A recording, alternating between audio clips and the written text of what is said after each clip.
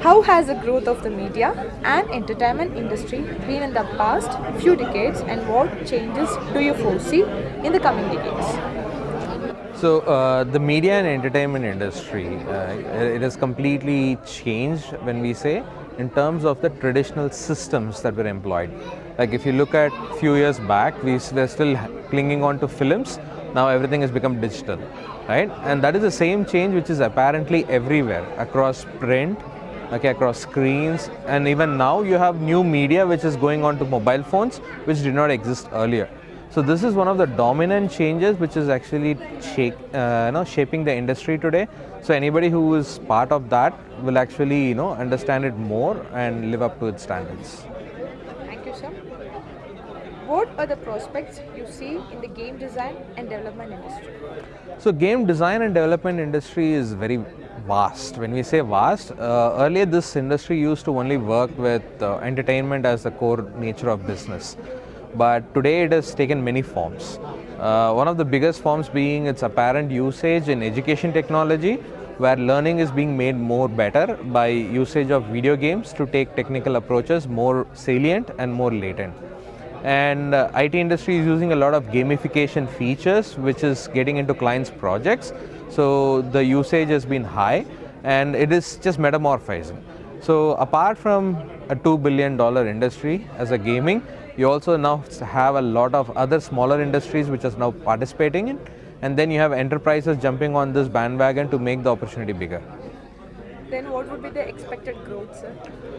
It is, if you look at the latest NASSCOM reports, it said it's growing at somewhere around 17 to 18%, but that is only one industry as a gaming. But if you look across, then you will have to aggregate the whole thing. And especially IT industry's growth also automatically starts reflecting on digital technologies.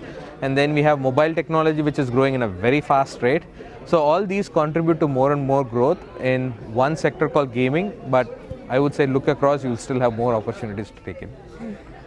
Then do you see a demand for creative professionals in the near future? Very highly. Very highly because, earlier, when you look at clients, right, they would normally talk about industry being this same rote method where people just have to do a repeated set of tasks. But now that system actually is being challenged by automation and AI, a lot of people are questioning what is the future prospects to move forward. And being creative is one of the aspects where the job is, it's not going to be an automated system which keeps you away from the crowd, okay, and puts you on the new industry pipeline rather than the traditional one which is phasing out at the moment. Okay, sir. What advice would you give a beginner who aspires to be a game designer or is interested to pursue a career in AR or VR? So you are very good as much as your tool, okay, and the more you practice with your tools, the more you get aligned to the industry, and the more you get aligned to the industry, more is your experience. And the more your experience is, the more is your outshine in the entire industry.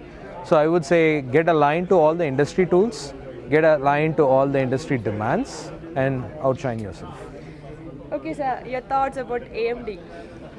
Very new, very approachable, because I can see a mix of both, art, design, and technology.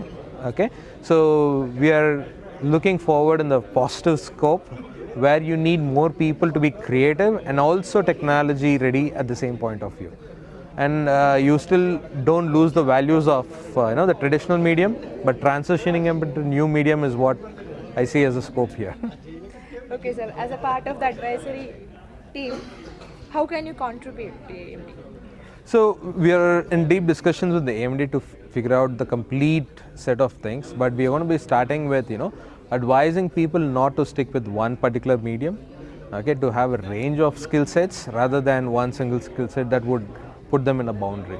So we want people to be more explorative. So I would be heavily contributing to people understand what are those explorative skills that you can actually branch out to. Okay, my last question, sir. Your thoughts about Philips, sir? Very enchanting, very mesmerizing, immersive, engaging, and at the same time, he is that go-to person for all the on-record works where you want somebody to say, how can we make this work?